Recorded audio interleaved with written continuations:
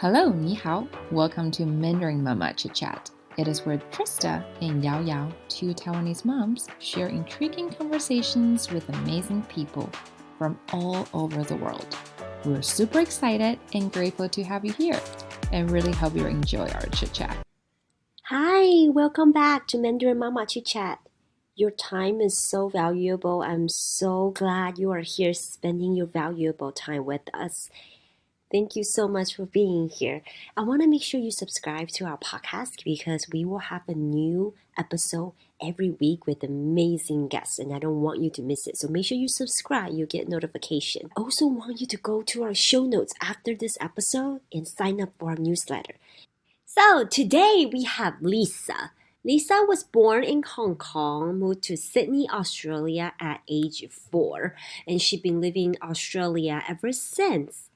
Lisa started her passion business making bilingual sound books because she was looking for a bilingual sound book with visual and sound and music for her baby when she was pregnant. However, she couldn't really find anything in the market, so she figured she'll just make one for her daughter herself, and that's how it all started.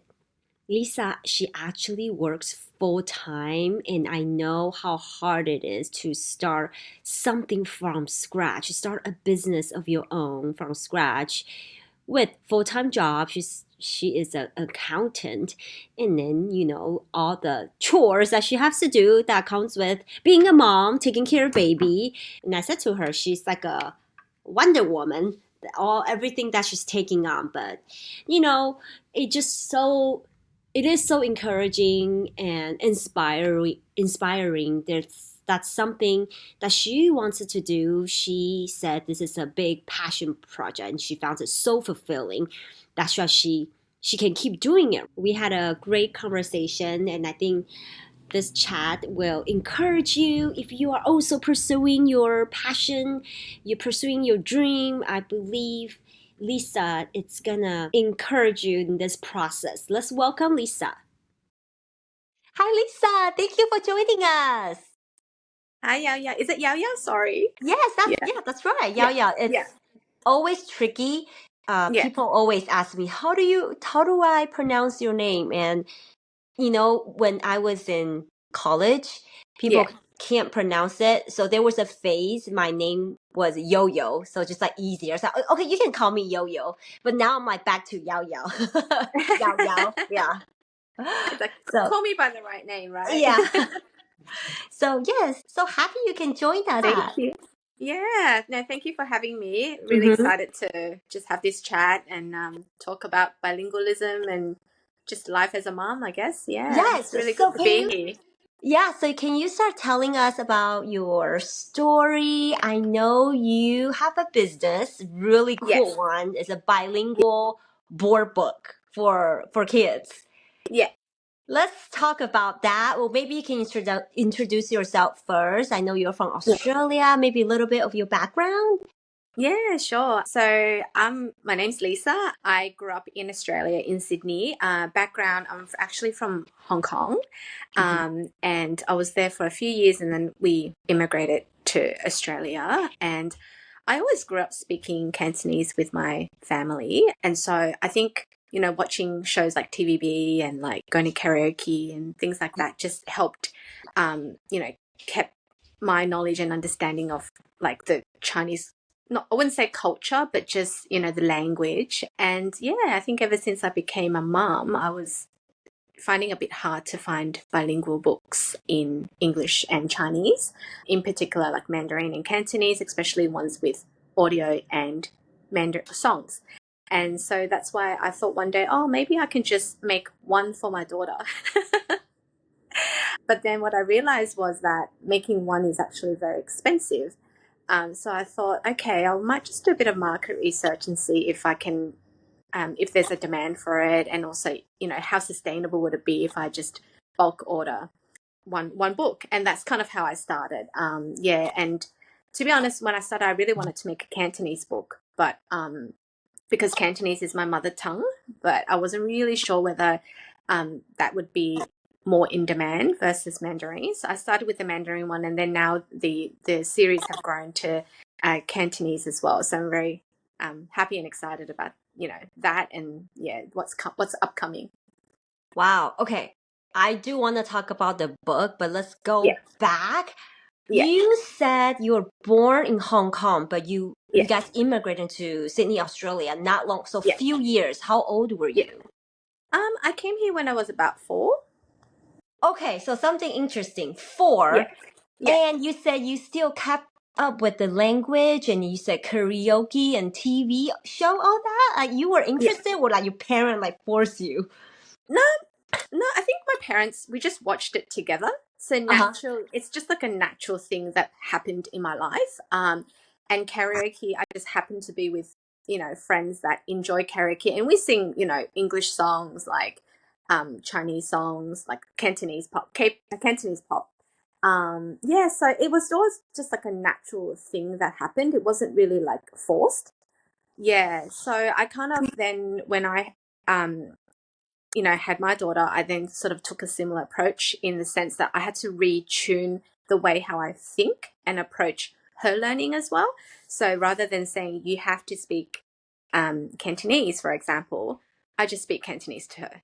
But then I had to retune my the way how I speak as well, because normally I speak in English. So then in around the house, when she's around, I have to make sure that I speak Cantonese. So that, I think that was the biggest challenge. Yeah. After becoming a mom. So when you go karaoke, you can read Chinese as well? A little bit. Wow. So I don't know if you did it, but even like with English songs back in the days, because we don't have you can't Google lyrics straight away, right? So you just listen to the songs and then you memorize the lyrics.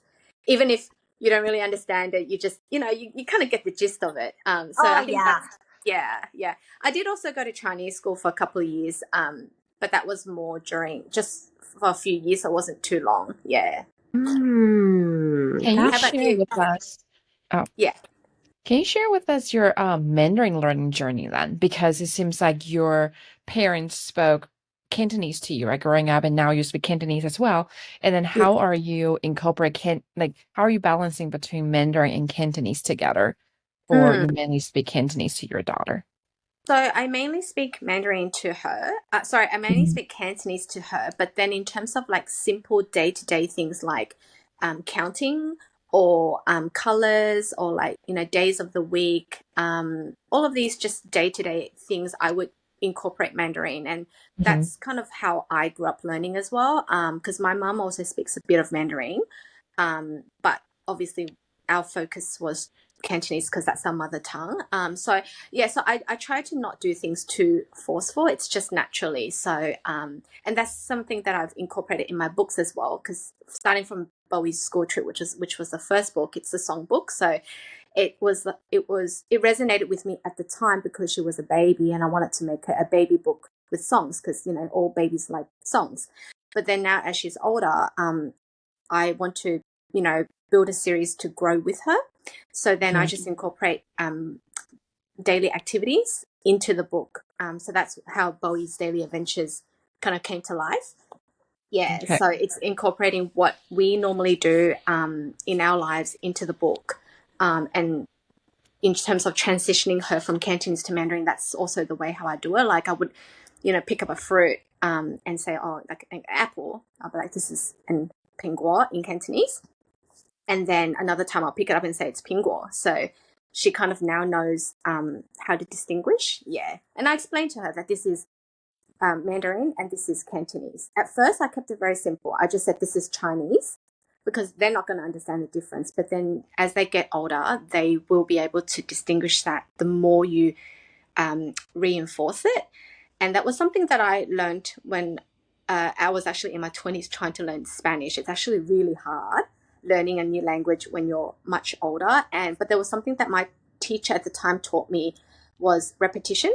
So the more you say something, the more you remember it. And I think, and I've sort of tried to use that method in the way how I approach my daughter with her learning with languages, and it seems to be working quite well. Yeah. So that's. How old is her now? She's 3 and a bit. Yeah. 3 and You a said half. three? Three and a Yeah. half. Yeah. Wow. Yeah. Okay. How is Yeah. her speech? Like, does she talk much? How? Because Yeah. every kid is She's different. Yeah, that's right. Well, I like she's been very good since a baby. Like she learned to speak, I would say, simple words before she knew how to walk. So yeah, Mm. so I just kind of targeted that, and you know, when I play with her, I make sure we do a lot of singing, a lot of dance, like moving around, and just a lot of words. Mhm, But I do mhm. feel like the more you speak, for me anyway, from my personal experience, the more you speak to a child, the more they will absorb. Mm. For What sure. about your husband? Does he speak Cantonese and Mandarin just like you? No, so he's fully like English up until we had a kid. So we sort of had an agreement that because his Chinese is not fluent, that he would try his best. So I never put any pressure on him to to speak Chinese, because I know that that's a struggle for him. And I think creating that book was also an avenue for him to learn. Well, actually, buying those books was an avenue for all of us to learn as a family. But I do find that it benefits him as well, because a lot of bilingual books, or a lot of Chinese books that you can source from Asia, for example, they might have a bit of English explanation at the back of the book, but it may not necessarily be line by line, or at least referring to a specific page. So as a parent who has very limited Chinese language exposure, you might not be able to connect the words properly. So in my book, it's more like line by line. I try my best to at least get a 90% accuracy in terms of the translation. So yeah, I mean, in terms of my husband, he's mainly he mainly speaks in English. His Chinese has improved significantly because of my daughter, because I speak to her and then she teaches him. Yeah. That's awesome. You're so dedicated. And then, so how long so when did you publish your first book? Because only three and a half, Yeah. but you have quite a few books already. Did you start publishing one Yeah. before she was born? No, I started writing when she was born. And then I published my first book, I think from memory it was 2021 or 22 during lockdown. So What? pretty much, yeah, because I Wait, had nothing so to do. you had an idea before she was even ever born? You start writing before she was ever born. Did I Well, hear that right? I had the idea because I was looking for books. Yeah, so conceptually, yes. And then really like publishing it was the year that she was born. Wow. Yeah. So So So when it you you was were like, planned. So it was a very busy year, but actually I found that the baby years were actually easier than now, because as a baby they just sleep, sleep, eat, nappy changing. That was there was an actual routine, but as they get older, as you're probably aware, being a mom, they have extracurricular activities. They go to school, and then there's a lot to work more around. So, active, no nap. and no naps, and she used to do like mega 3 hour naps, so it was amazing. So it was easier to do all that really quickly at the start once I figured out what to do, compared to now I know what to do, but I don't have the time, as much time to do it as well, and because I also work full time, so yeah, it's just really just slipping in whatever time I've got. That was my next question. I'm like, Yeah, Lisa, like, what do you do? yeah, yeah, So you yeah, do have a full-time job. So when you're yes, pregnant, you have this idea. You want to plan this out. You want to yeah. publish a book, writing while you're pregnant and working. Oh, well, when I was pregnant, at work, they kind of take it easy on you. So Wow. I kind of, yeah, was able to balance that quite well at the time. And also I think when I was pregnant, from memory, it was like, there was a lot of, it was like bushfire in Australia. And so, and with the COVID, lockdowns happening, pretty much I was working from home a lot. Like, so it was a bit different to pre-COVID days where, yeah, you had to be in the office. Like now we have to be in the office probably same as, everyone else in the States as well. So that makes it hard as well because you're very time constrained with the traveling. Yeah. So And, laundry and all the housework that you need to do.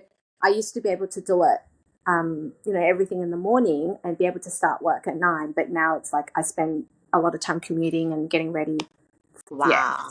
I'm So the telling you, juggling. Lisa, so many this like Wonder Mama, like Wonder Woman.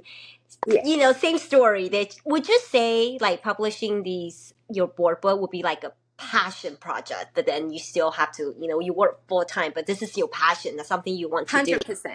Yeah. Because if you That's don't have why. the passion, you don't want to do it because it's hard work, right? It's not just making the book, understanding how to do it, but also how do you market, right? Like I'm not I from a marketing know. background. I'm an accountant, so I'm probably better at numbers than anything else. So I wouldn't even know how to set up social media. Like my social media has always just been family pictures, friends, like how do you do all that stuff for public, right?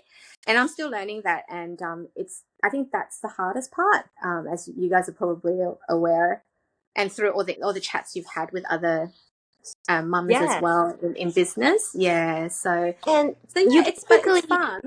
yeah, you basically have no background in publishing. You start from scratch, and I can't imagine so many things. Like how do you even, writing is one thing, but then how do you really produce a book, and where do you sell it, and so much more, right? Illustration and your book, I feel like it's more complicated because it's a sound book.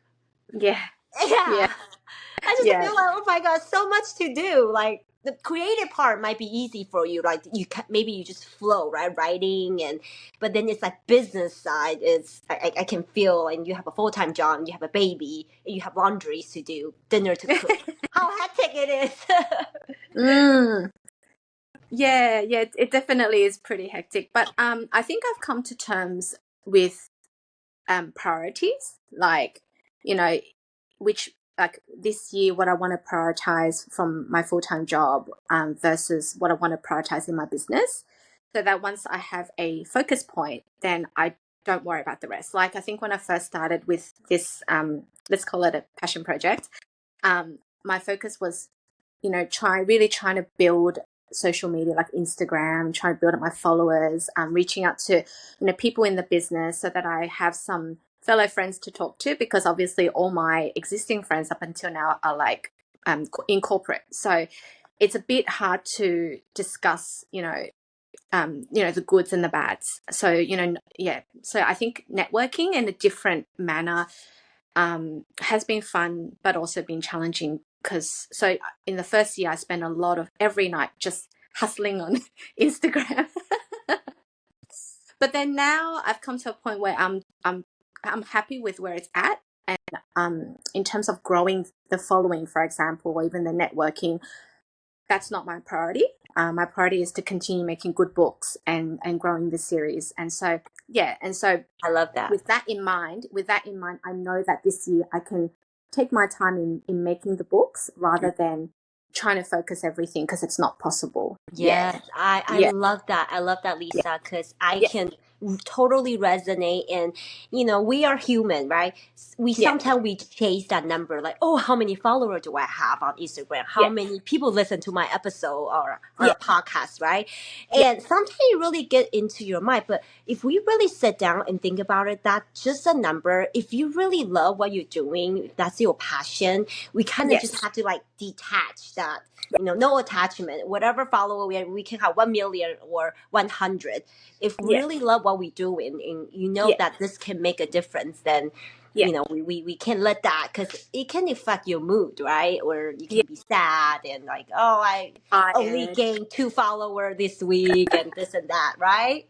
That's right. Or like every time you post something, you lose 1 or 2 followers. Then you're like, what is the point? Self-doubt. You're like, maybe I did something wrong, or why am I losing follower, this and that, right? It's just like so many, I guess, narrative story in your head. Correct. But we don't look at I think a lot of the times we don't look at the positives, like, oh, we've actually, because like for myself anyway, I don't have any publishing experience. So I started with 0. Right. And then now there's 2,000. So I'm really happy with that. I don't even have 2,000 friends in my real life. So let alone, a publishing life. So, yeah, I think being content with where you are and then knowing the goal, the upcoming goal, short term and long term. Long term, I think, nobody knows what's going to happen tomorrow. So it's really trying to not set too much goals for yourself and just really looking at the next 6 to 12 months. Yeah. Baby step, like small goal, right? If you look too far, it's overwhelming. Yeah, it is. And I think that's similar to like motherhood as well. You can't plan for anything. Like even during pregnancy, you might think you are one type of parent, but then when the child comes, it's completely different. And then you kind of have to tune yourself to really figure out what's right for yourself and your family. Oh yes, I totally agree because I have experience in that too. Being Yeah. a mother, like when I was pregnant, oh my goodness, because never been a mom before, right? I have Yeah. this goal, and it's for Yeah. first child. I'm gonna be this type of mother. I read all this parenting book, but then like when she really here. And when life, when there's so many things to do, Yeah. you just keep changing. Yeah. Especially my daughter, she's 11 now. I was so crazy back then. Back in the days, I go back to Taiwan once a year during summertime. Yeah. I have this high goal of her learning Mandarin Chinese, right? And we'll practice at home, flashcard after flashcards, and not even a fun way, okay? Just like a tiger mom. I was just I don't know what was got into me, but I even signed her up in this Chinese, okay, in Mandarin it's called 正音班. Okay, so Oh, Trista, I yes. don't Yeah. know. Do you know what I'm talking about? So, Yeah. but It's because kind in of like, Taiwan we use 注音符号 b p m f. yes, that's So, what I learned in Chinese school. oh, okay. Yeah. So then when I came across the Pinyin. non-Taiwanese style, the pinyin, Mhm. I was very confused. I'm like, why are we using alphabet? Because I'm Yes. so used to Papa. Yeah, so that's what we learned when we grew up in Taiwan. I grew up in Taiwan. So I would say she was only 5. And Oh that wow. summer, I sent her, it was like a camp every day for like 4 weeks. And then she had to learn the 注音符号, Yeah. how to pronounce the right way. And she hates it. But now, like you said, we keep changing. And now she's 11. She's in elementary school. I'm like way more relaxed now because there was a point she was pushing back and a lot of resistance because it really affect our relationship, right? Because I get Right. angry, like I teach you all this flashcard and you just forget so quickly, and I get mad, I get frustrated, she gets frustrated, a lot of crying. So it's like, you know what? It's not even worth it. I think that was when COVID happened, and then we had to do online school. So it's Right. like doing online school and we're seeing each other every day, and then Chinese and then piano and this. I'm like, It's something just too have to give. hard. Yeah, something Yeah. have to give. Yeah. No, but she's great. I saw some of the clips from your post and she's amazing. Thank you. So now she's not much. I feel like because now I'm more relaxed and she is more Yeah. relaxed. She has less resistance. Actually, a Yeah. few months ago, she actually said, I want my Chinese tutor back because we actually paused for a little bit for about 6 months or 9 months. And then she Yeah. suddenly said, "Hey, I miss my Chinese tutor. Mommy, can you ask her back?" I was like, "You want Oh, to that's learn awesome. Chinese?" I was like, I call my teacher, call the Chinese tutor right away, come back tomorrow. I mean, that's like music to every mom's ear, right? You want to learn Mandarin? I'll do anything. Oh, amazing. Good Yeah. work. So now Yeah. and then I talked to the teacher too, I just want her to have fun. I want her to Yeah. love the culture, love the language. She doesn't know how to write, that's okay, just I want her to not to lose interest. Yeah. That's Correct. my Yeah. main goal. Yeah. Yeah, no, that you're true about that. Like actually in Sydney now, there's actually more Chinese programs where it's not just Chinese school, like how historically I used to go, they just give you a textbook, you read a story, you learn to write words, and then you do, assessments, right? Here they actually have more like it's kind of like I would say they're like play centers. So they'll set up like all these, colored balls or activities for the kids to do, and then they'll the teacher will speak to the child 100% in Mandarin. And I think that's a more effective way in terms of like enrolling kids into programs rather than what I used to experience, because for me, I enjoyed it because I could get to make friends. But sometimes, other kids, they might not like it because they feel forced to go. Yeah. So I do understand, that, every kid is different. So it's Right. mainly play. I think if it's play and it's fun, then they will Yes. like it. Yeah. Right. And the funny thing is, my daughter actually recently asked me, even though she's only 3.5, she's like, Mummy, everybody likes to speak English. Why do you want to speak Cantonese with me? And then we went on a trip this year to Hong Kong, and she absolutely loved it. And then all I said to her was, so when we went to Hong Kong, did you understand what everyone said to you? Like, the relatives, the hotel receptionists, all of them. And I just asked her that one simple question, and then she said, yeah. And then I'm like, okay, great. Well, there you go. See, if you go to Hong Kong, you know the language, you understand what everyone says. So I think we should keep talking in Cantonese, right? And then she goes, okay. And that was the end. So I love so that. it's I nice love that that so much. she understands that whole concept of the why. And I love it how she asked that question, because I think as a 3-year-old back in the days, I would not know how to ask these type of questions. But kids these days, I think they're just a bit more inquisitive because they know more. So they always ask the why. So I'm always happy to tell her the truth as well, because that was the truth. Yeah. So now let's get back to your book a little bit. It's just not Okay. like you were so devoted, and then like your daughter also fully embraced Cantonese, and Yeah. now she's like totally on board after a trip to Hong Kong. So Yes. it's Bowie? Is that Yeah. Bowie and Bowie? Is that based of your daughter? I know you mentioned a little bit. It's kind of like what you guys going through, but it's like Yeah. when she's reading a book, can she relate herself to the character? Because that would be a really cool experience. Yeah. So when she was a baby, she was quite bold, and I used to have I always put huge bows on her head. So yeah, so in short, Bowie was inspired by her. I really wanted a little girl with a big bow, so that's why I kept it going throughout the series. And everything that we do in that book, well, mostly in daily activities, because school trip she was, not even like she wasn't a toddler at the time, but those songs in the first book, I did sing it to her. For example, Rockabye Baby, which I loved singing to her when she was young. So I did like those songs are a reflection of what I personally liked, and what I use in my day-to-day with her. And then daily activities was definitely inspired by her, like swimming, days of the week, the weather. We talk about these things a lot. We do it, her going to school and then us celebrating Chinese New Year. So that was all inspired by what we do on a regular basis. Yeah. So another question. So like we have interviewed multiple moms who are writers too, and then truly just because they wanted to provide the resources to their children when they Mm. cannot find it elsewhere. Mm-hmm. So, but sound book, I think that you're the first mom that we have interviewed that does sound book. So Oh, how does that work? Yeah, I know it's so special. And I yeah. personally, my kids actually enjoy sound books as well. Yeah. Because just more interactive. Obviously, you can read the pages, but then you can Yeah. play the Yeah. songs and the sounds. So can you walk us through like the process of making it? Do you record yourselves, and how does that work mechanically? Um, so mechanically, you basically need to have your audio files and your illustrations. That's in a nutshell what needs to go into the book.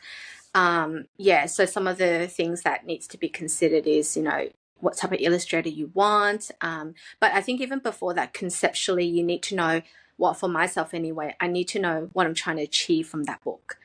So like say Bowie's school trip, as I explained, the songs that I used are songs that I personally enjoy singing to as a parent. And even growing up, the wheels on the bus, they're all just very popular nursery rhymes. That was my initial concept, is I wanted to make a book not using Chinese nurseries, because people in Western countries are not going to know that tune. And I don't want to make learning Chinese a burden for families. And so I kind of tested it on my own family, is, I have to think about what songs would my husband know that would that would save him from learning the tune and just go straight to hearing the lyrics from the songs. So I picked Western nursery rhymes to begin with. And then really the whole process was then learning about, you know, where do I go to find the illustrator? Because there's a lot of different avenues, right? You can use Fiverr, you can use Upwork, and then really then doing your interviews to make sure that the illustrator, because I can't draw, but then, there are things that I learn along the way, like for example, a storyboard. You still, even if I can't draw it nicely, I still need to be able to draw a high level storyboard so that the illustrator knows what my expectation is. Whereas for my first book, I literally just went in cold and I just told them, do this. But then there were so many revisions because I didn't know there was such thing as a storyboard, for example. Didn't know that I needed to use a graphic designer, for example. So but that's all part of the learning of the journey, and no one person can tell you step by step because we are all different, right? Like even if the next day you wanted to write a sound book, but your objective might be different. So therefore, even if I tell you, oh, this illustrator is amazing, you might not like it. So it's all really comes down to step one is understanding what you want to achieve from the book, and whether that is kind of like a niche enough market that people will accept.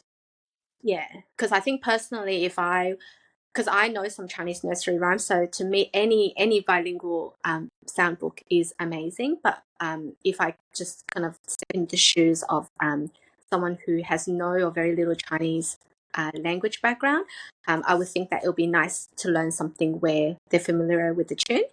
And then the second book was I wanted to make a book where I can just give the book to the child and let the book do the work, so it will read to the child. But I didn't want it to make it too boring in the sense that, how some audiobooks, you press the button, it will say the word to you, or it might make a sound.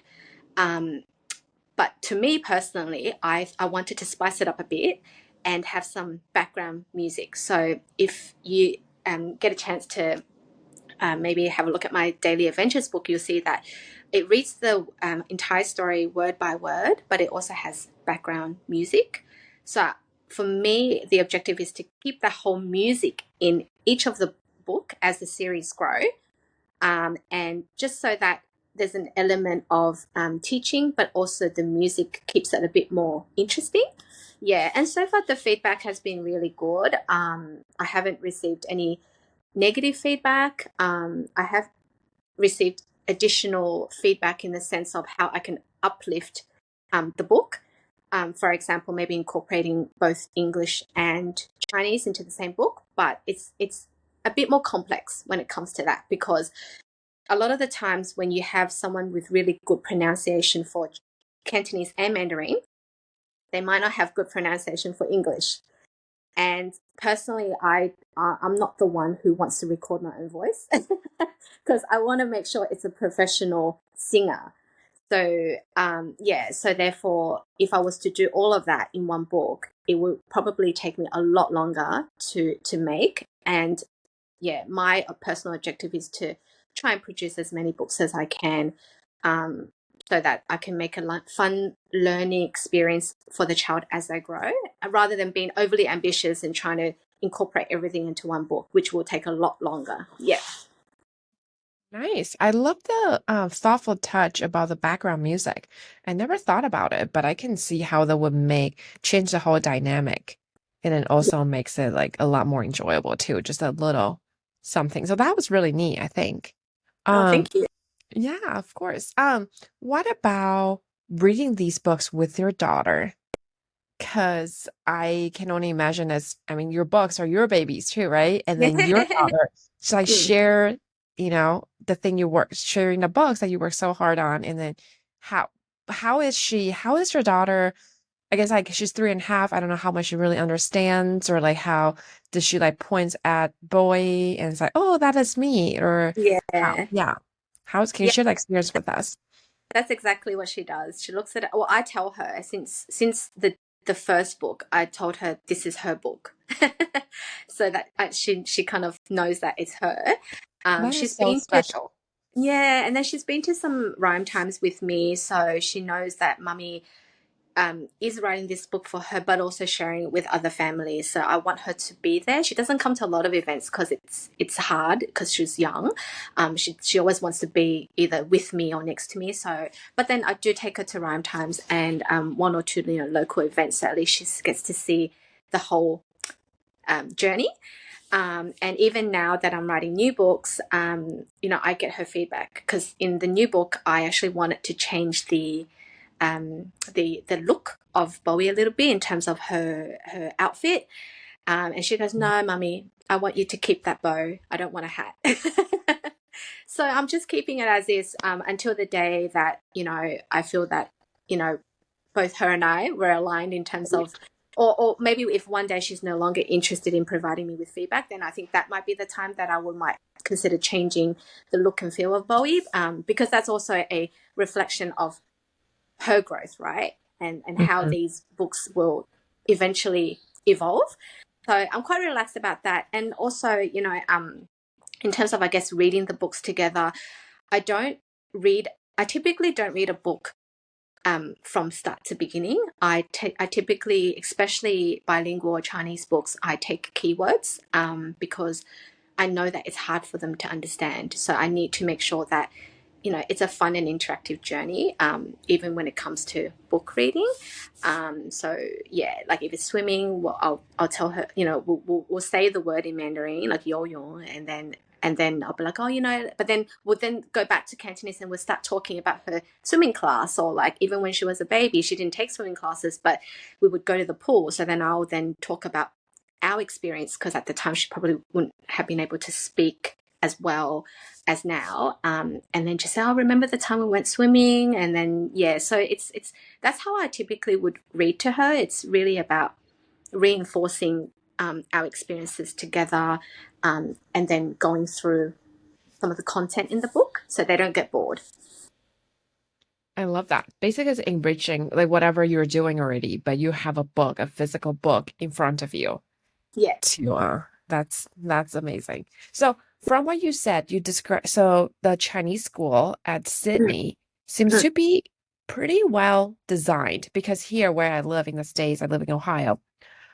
Our Chinese school is still the typical, you sit down, you read, you write, and even though my son is 4 years old, that seems to be the way to do it too. So I would love to hear more about the play-based Chinese school, the model, and also, is there a large population, like Mandarin speaking population, would you say?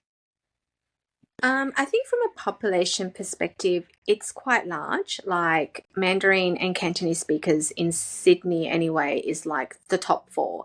But I do feel like the Mandarin population, from what I'm seeing, is that because the families might have their grandparents around, so they do. I do find that a lot of Mandarin parents, the kids already speak Mandarin. So compared to, I think, Cantonese, for I don't know what reason, but I do feel like a lot of Cantonese parents, they've actually lost their knowledge of how to speak Cantonese, so they find it challenging to pass it on to their kids.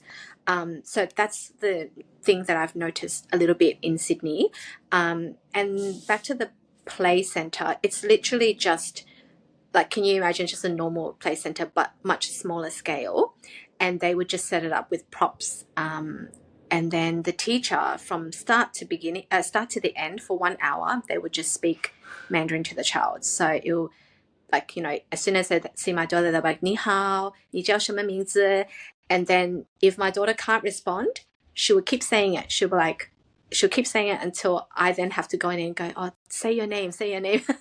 And the parents can be in there, which is fantastic, because I think when a parent is not in there, it can be very intimidating. So I just sit in the background and then I just kind of watch how they interact, and where needed, I would go in and help her.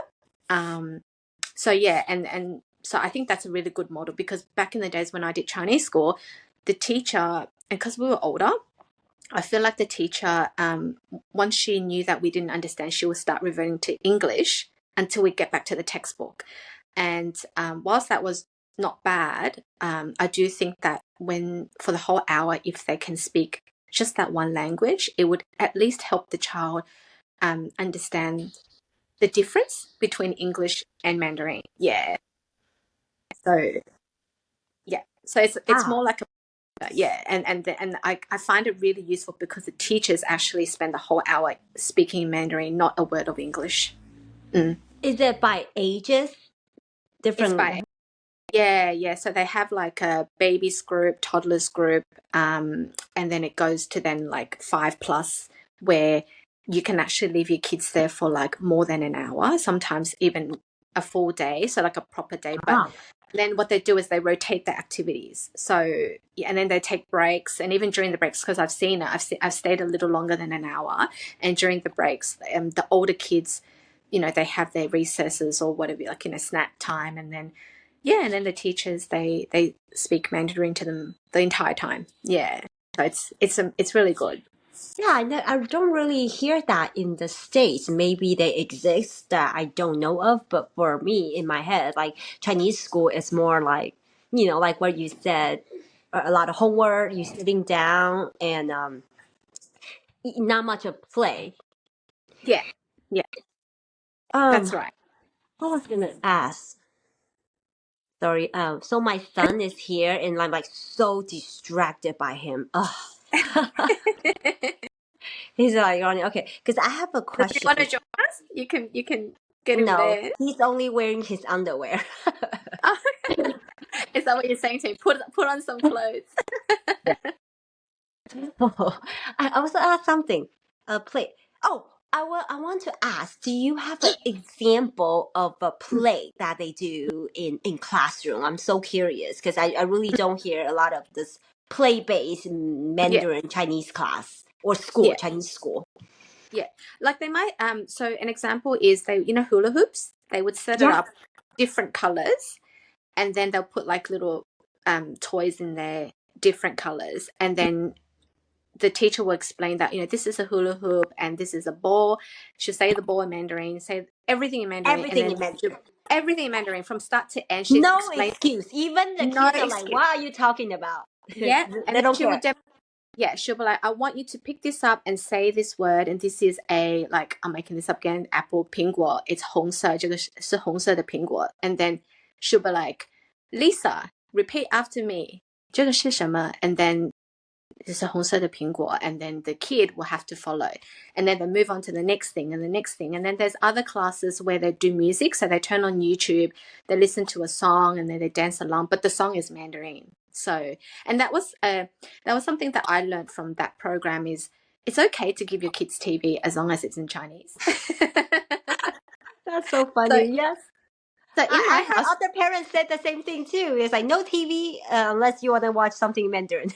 Yeah. So in my household, 90% of the time, if the TV is on, which is on a lot, like I don't doubt that. And when she was a baby, I had less screen time, 100%. But now I'm kind of realizing that because it's Mandarin, she's not glued to the TV. She goes and does other stuff, but happy to have the TV on in Mandarin. So I learned that from that program, that it's okay to have TV, because I think reality is once they go to school, there'll be some form of technology. So we can't deprive them of that. Yeah. There's so also much just more exposure too. Yeah, 100%. It's crazy, right? Like even before they get to high school, they already have to own an iPad in order to do certain activities. Very different. Same. My kids, they are in elementary school and they do so much work online. Yeah, right. So you have to have it. Yeah. So so like going back to that program, I've seen that they've got the YouTube songs on. They dance, they take out instruments, and then they explain what the instruments are, the name and what it does. And yeah, they just kind of dance along and play those instruments throughout the class. So that's the so-called music class. And then they have another like arts and craft class, which I haven't been yet. But like from what I see, it's literally just drawing. So I can only imagine that whatever they draw, the teacher will explain what they're doing, what's on the what's in the program. Yeah. So I think it's more the the fundamental thing that I really love about the program is they set up different activities to tailor for the interest of the child, because not every kid likes to sit down and do arts and crafts. Some might like to be jumping around, moving around. So there's a bit of variety there. And then, as I previously explained, the teachers are really great, speaking 100% Mandarin, explaining what they do, and then getting the kids to speak and repeat after them. Yeah. So the whole repetition of learning concept versus just reading a story from a textbook over and over again, but not necessarily understanding what the words represent or mean. Yeah. Or like write a word for like 100 times, so just keep writing. Yeah. That's and that's boring, right? That's boring. That's why it sounds so fun. Okay, so is this kind of Chinese school, is it just like one or two, or there's one in every city? Is it pretty common? No. Very rare. I literally took me so long to find it, and they don't have it everywhere as well. So I'm just lucky that it's a close drive from me. Yeah, they have one. I think they have like maybe 3 branches from memory, but not a lot.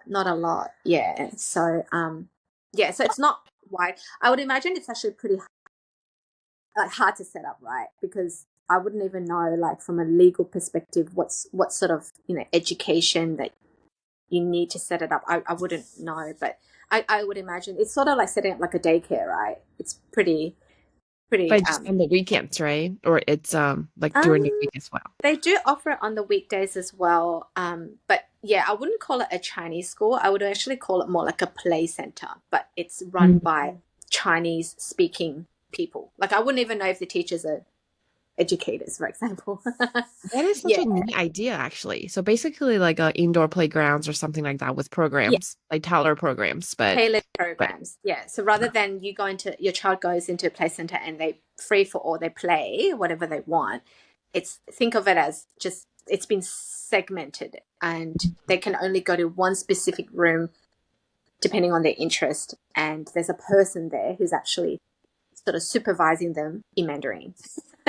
That's nice. Yeah. Yeah. Definitely one of the perks, right? Living in a bigger city, because you say you live in Sydney, right? Yeah.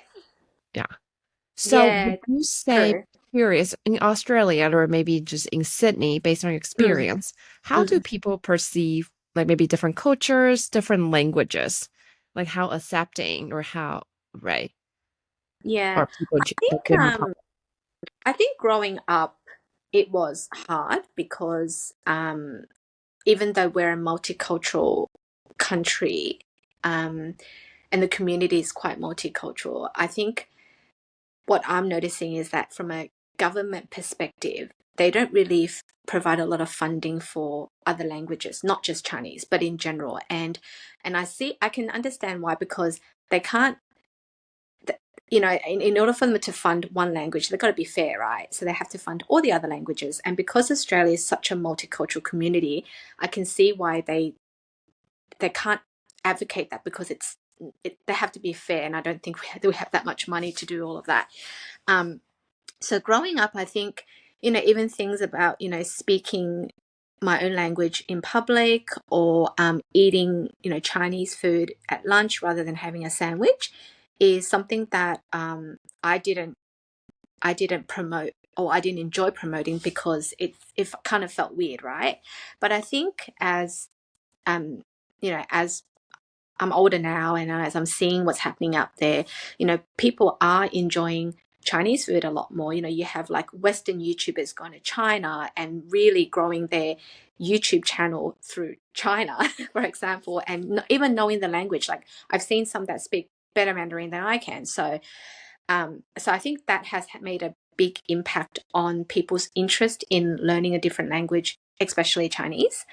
And the way how even now how I approach speaking to my daughter in public, I'm no longer as shy as I was as a kid. So by me not being shy, and even when I speak to like her daycare teachers or like her daycare friends' parents, like from the get-go, I told them she is bilingual. I speak to her 90% in my own language, in Chinese, in Cantonese. So, you know, please excuse me if you don't understand what I'm saying, because that's just how I teach her. That was at the beginning, but then now that she's older, I know that it's important to start incorporating English. So I speak both. So every time I speak something in Cantonese, I'll repeat it in English so that she knows the difference. Yeah. So I'm less shy about it, but I'm more honest about it as well in front of people in public, so that they're aware of what I'm trying to do and that I'm not just I'm purposely speaking my language, but there's a reason to that. And they're really accepting of that. And actually, once I start sharing this story of mine, or this just journey of mine, then they will also tell me, oh yeah, actually I'm sending my child to a Greek primary school as well, because I want them to learn Greek, because that's, you know, a bit of culture there. And I'm like, oh, that's really good, you know, like rather than putting them in a local public school where they just speak English all the time. Yeah. So it's interesting there. I feel like once I'm open about it and transparent about it, other parents also share the same or similar experience. Yeah. Thank you so much being so raw and honest, sharing your story. And I can see that you know, back in the days, maybe when we were younger, you know, bring, I don't know, fried rice or dumpling, it smells different to school, you know, have different look, or, you know, maybe a little shy, like when we speak different language. But now as a parent, because we had this conversation with other moms too, it's like now we became a parent, we feel like our child or our children can feel how we feel. Like if we are proud of it, we're not shy away from our culture and our languages, they will be proud of it too, and not be like, you know, awkward or embarrassed some sorts, right? Yeah. Yeah. Yeah. Yeah. Mhm. That's right. Yeah. So So yeah, that's good. It's good that, you know, things are kind of opening up a bit more transparent. Yeah. As we're mhm. getting older. Yeah. Yes, and it's great, and that's my goal too for my children, you know, when they are older, that they are proud of where they came, they know where they came from, they're proud of their heritage, our culture and language, even though they may or may not be super fluent, they may not be able to read or write, but they love where mommy's hometown is, they love where they came from, they love the culture, they like the food, you know, that, and that's, and they, because I have family in Taiwan, and they can converse with their family back That's home. I amazing. mean, it's great. Yeah. Yeah. It's great. Yeah. No, Mhm. you're doing a really good job with Thank two you. as well. Because Yeah. usually I do see it like as soon as the first one, like you might put a bit more attention Oh yeah, to them. always. And then with the second one, you just kind of are very relaxed about it. And then it's sometimes the second one that might end up speaking just the same one language, and then and then that's it. So I think you're doing really Thank you. amazing jobs with the two. Yeah, it's hard work. Yeah, usually because the first one was start speaking English with the second one. So Yeah, usually the first child always have the better, you know, Mandarin or the second language, have better yes, second language skill. Yeah. yes, yes, that's right. And then because you don't have time, you may kind of fall behind in terms Yeah. of encouraging the second one. Yeah, it is hard, It but I can is. see both your kids are doing great. Thank you. It is. And that's why we need each other, you know, being on social media, Instagram. I know it can be social media, you know, there's good and bad, right? Everything. But I think really good side of it is you see so many moms, like just like me, just like you, we're doing this together. And now you know, like, okay, we're not alone. You know, Lisa's struggling the same thing. Yeah. Yeah, no, it's really nice. And that's and to your point, that's what I love about social media. It's just the networking and connecting with people of similar minds. Yeah. Yes. Yes. That was So, amazing meeting you guys. yeah, so I want to ask lastly, would you say, what is your goal for your bilingual soundbook? Would you say one day you want to like quit your full-time job and just focusing on this, your passion, your love? I mean, I think I would be lying if I said no, right? Yeah. like I It's think, but I do think that I just want to be able to be financially stable. regardless of what I'm doing. And if by any chance this book can take, or the series can take me to that point, then obviously I'll be really happy. But I think the most important thing is I don't want to lose the passion for it by burning out. And so that's why I'm taking my time, because once I burn out, then I know that I don't want to do it anymore. And that's the last thing I want, because end of the day, I do want to keep learning as well, because I don't think I'll be writing bilingual music book for the rest of my life. Because, my daughter will grow, and then she might or might not like Chinese when she's, say, like your daughter's age, right? And so at that point, I need to think about, will my strategy change? And I think it likely will, right? So I don't think I'll be writing bilingual books at that time. So then I kind of have to pivot. Yeah. So I think that pivot will also enable me to learn different things as well. And I think that's what I love about this passion project, is just the learning. And then hopefully I'll be able to contribute to society, because even with my current books, I donate books to, like, say, hospitals and, do some sort of charity. And I think in my life as an accountant, I can't do something as special as that, because it's just a corporate job. At most, I can do community work with my team, which is nice, but it's different. I think the feeling of accomplishment is different, because this is something that I made versus just doing normal community work, which is also good. I'm not kind of it, but I think that the level of fulfillment is different.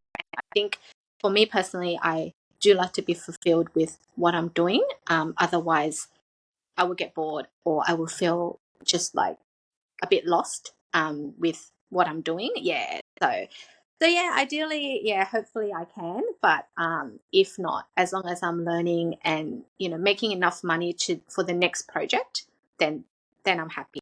Yeah. That's awesome. And when you said burn out earlier, I feel like you produce your book so quick though. Within 1 year, you have your first book. Yeah. Still very fast. How many books do you have now? Well, I have 5 titles in total, because I've done 3 Bowie school trip, but of different, like I've done traditional Chinese, simplified Chinese, and then I've got the Bowie's Daily Adventures, that's the Mandarin side, and then Cantonese side is just the same books but in Cantonese. But actually, to be honest, because when I first started, I don't know what the expectation is. Like, I didn't know that 1 year is actually fast. So I kind of just ran with my own schedule in terms of what I wanted to achieve. Like, at the time, I was really eager, and I just wanted the illustration done. And also, sometimes you have to work with the timing of your team as well. Like, my illustrator, if that person is busy, then I have to wait.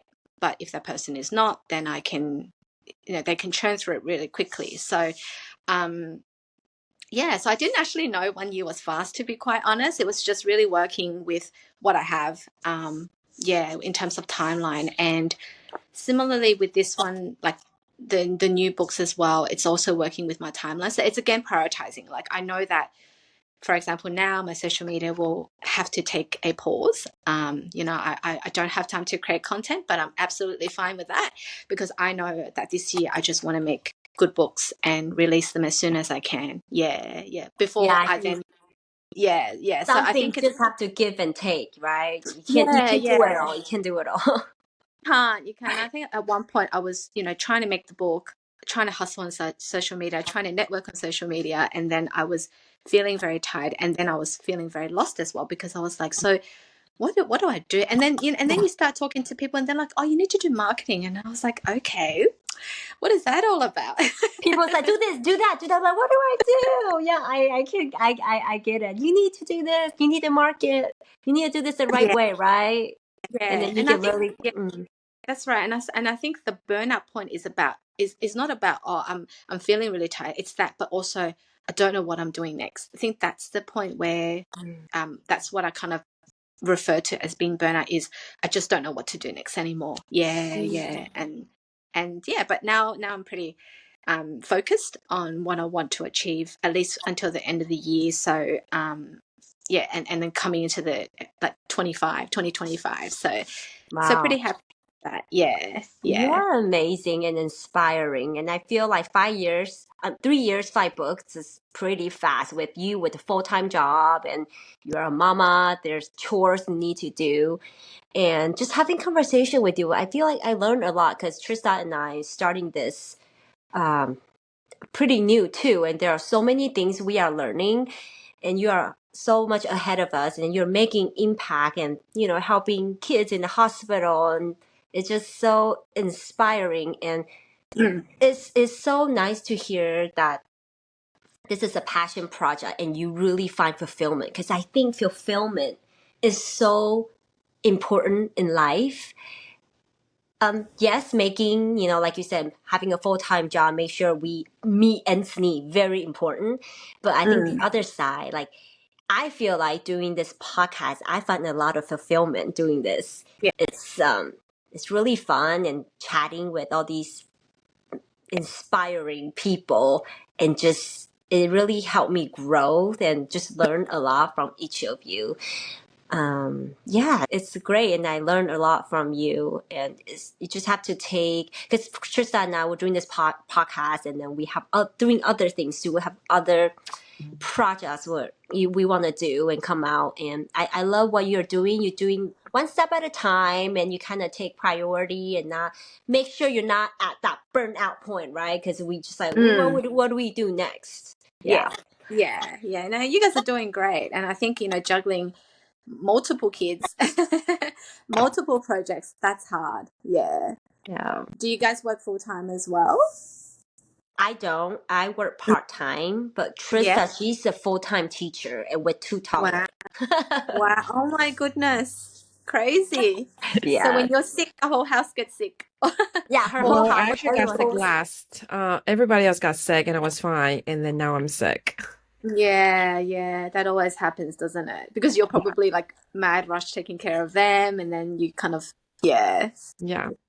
But one thing, the biggest takeaway from the conversation today, though, is you are very grounded. I think when, as a working mom, having a side project, hustle, whatever that is, side business, it's really easy to lose sight of what is important, what is that you value the most. But throughout the whole conversation, you are grounded. You know what you want, and you are very focused. And you are okay. You give yourself grace of letting go of the things that you know is not a priority at the moment. Maybe you can come back and revisit later. But I just love, because it's really hard, especially with the current, society with all the social media and everything is like quick, fast, flashy and attention grabber. So I think that is such a admirable characteristic and trait. Oh, thank you. I agree. Yeah. Well, thank you so much, Lisa.